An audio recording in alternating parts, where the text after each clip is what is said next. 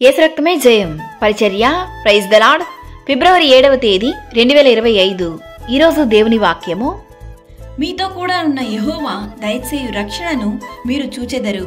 భయపడకుడి, జడియకుడి, రేపు వారి మీదకి పోవుడి, యెహోవా మీతో కూడా ఉండును. 2 దినవృత్తాంతములు 20వ అధ్యాయం 17వ వాక్యము. యెహోవా సెలవిచ్చునదేమనగా, ఈ గొప్ప సైన్యమునకు మీరు భయపడకుడి, జడియకుడి. ఈ యుద్ధము మీరు కాదు, దేవుడే జరిగించును. మీ దేవుడైన యెహోవాను నమ్ముకొనుడి, అప్పుడు మీరు స్థిరపరచబడుదురు. యుద్ధమునకు గుర్రములను ఆయత్తపరచుట కద్దుగాని రక్షణ యెహోవా ఆధీనము. మీ దేవుడైన యెహోవా కరుణా కటాక్షములు గలవాడు గనుక మీరు ఆయన వైపు తిరిగిన ఎడల ఆయన మీ యందు ప్రసన్నుడగును.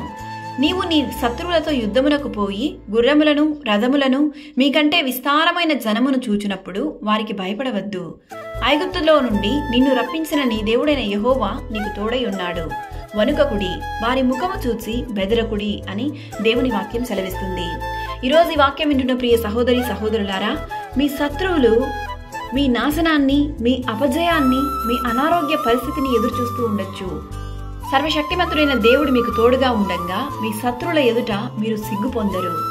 మీ కొరకు మీ శత్రువులతో యుద్ధము చేసి మిమ్మల్ని రక్షించువాడు మీ దేవుడైన యెహోవాయే.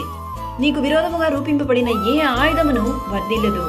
రక్షణకర్తయగు దేవుడు మీకు తోడై ఉండును గాక. ఆమేన్. God bless you.